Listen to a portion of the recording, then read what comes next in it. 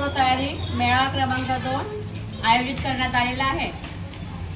6 वर्षाचं मूल शाळेत दाखल तर व्हायलाच पाहिजे आणि ते टिकलंही पाहिजे आणि टिकलेल्या विद्यार्थ्यांना आपण गुणवत्तापूर्ण शिक्षण देणं हे आपलं एक महत्त्वाचं धोरण असलं पाहिजे आणि त्याच्या उद्देशाने पहिला मेळावा आम्ही एप्रिल महिन्यात घेतला होता आणि आज दुसरा मेळावा आयोजित करण्यात आला आहे। शासनाच्या निर्देशानुसार हे सगळ्या गोष्टी चालू आहेत। यासाठी आमच्याकडे आम्ही 7 स्टॉल लावलेले आहेत आणि जे दाखल विद्यार्थी आहेत त्यांची गुणवत्तेची विषयी आपण आज इथे त्यांची सगळी माहिती घेणार आहोत।